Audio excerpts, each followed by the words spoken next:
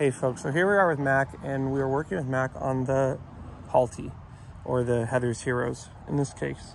And Mac's a dog. The owners were telling me, hey, you know, he's like getting really excited when he's around other dogs. He's just getting too crazy. He's getting too excited. Come on, buddy. Come on, buddy. But what I noticed is when Mac showed up, you know, and they went to get him out of the car and they started pulling on the leash, he didn't understand the leash meant, you know, come forward. And although he'd been out of the car a lot, when he got confused and they were pulling the leash forward, he was putting on the brakes.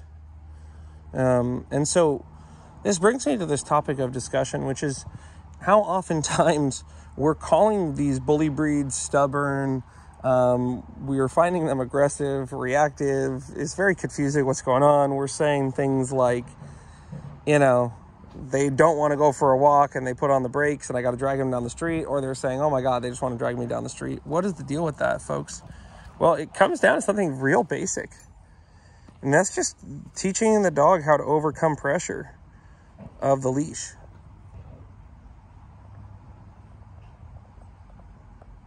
Now, this can be a time-consuming process. This can be tedious. But I promise you, if you put the work in now, if you put the work in a low-distraction environment, it's going to pay off 100-fold in the future when you get out there in the real world.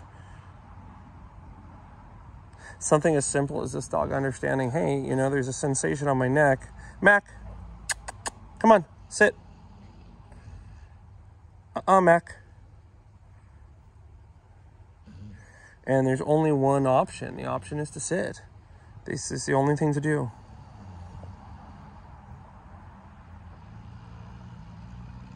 And I don't need to rush. I don't need to force him, okay?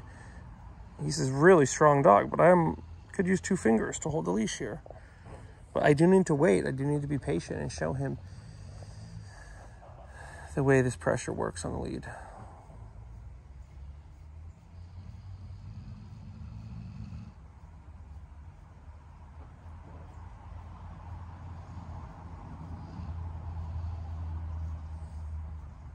Mac,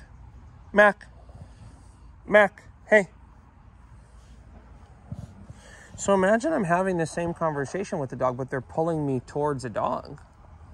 And the leash is tight, but despite that fact, they're not turning around and looking at me. Or let's say I'm pulling the dog towards something, but they're scared and they don't want to move forward, and so they're putting the brakes on. Folks, if there's something overwhelming them or overwhelming us, and then we're simultaneously applying leash pressure, we're going to see this dynamic of a dog resisting the leash pressure, but it might be crazier.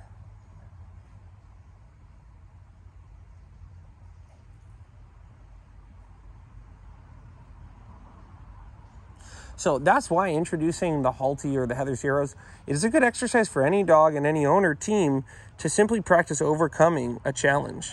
And there, like, he just turned his head up and kind of, you know, lifted his head and stopped resisting. Mac, sit. Good. And I'm happy to help him out. But you'll see he's looking for food now. Folks, we have to understand that with some dogs, the arousal is high. They get very excited. And although it's great to use excitement in training, for sure, it's also important to practice with them without rewards that excite them and explain to them, hey, sometimes, you know, it's just you have to do what I suggest, even if you don't have a reward that you can see in your mind. And that's what this conversation has been about with this Halti or this Heather's Heroes sidekick here.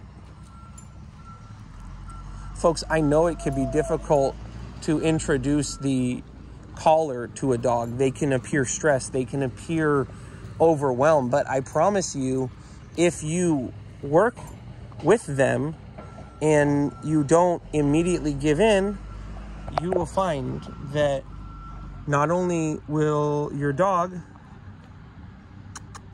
have a better understanding of how to overcome challenges, you will also have a better understanding of how to best help your dog overcome challenges. You'll find that sometimes by simply being quiet and relaxing, the dog will figure things out on their own. But if we're excessively looking at them, talking to them, touching them, it might you know, make a situation that's confusing to them much more confusing. Let's go.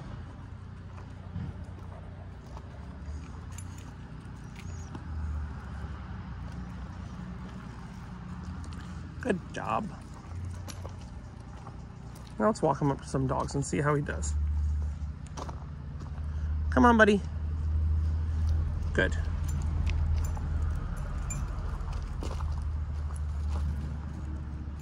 Good job, buddy. This way. Good job, buddy.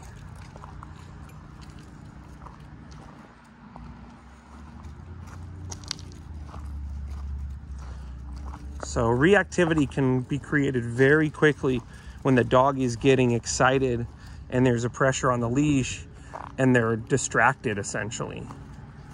If I have excitement on the leash,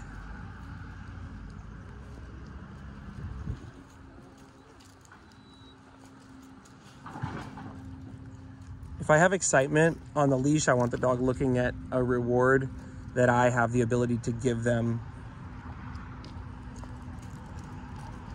So like, if I have the dog really excited on the leash, I want them to be like, hey man, can I get the toy? Can I get the food that you have? If you're gonna release me to go say hi to dogs or go do something fun, you know, chase squirrels, I'm still gonna be looking up at you.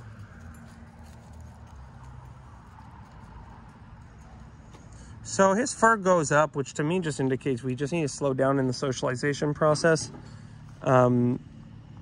This is a really good dog, and without him understanding the leash and us understanding the leash fully, there is a risk that the socialization is going to go wrong.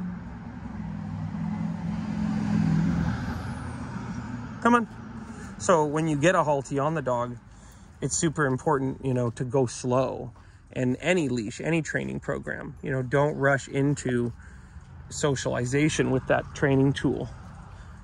Instead, master the training tool in a calm environment. She wants to play. You know, the fur being up here and stuff, to me, it's an indication he got put in over his head at some point recently. That's my read on that. So, but yeah, just a little video showing you how we introduced the halty to a pretty powerful dog that, you know, for sure struggles with understanding the leash. And this is his first time having this thing on.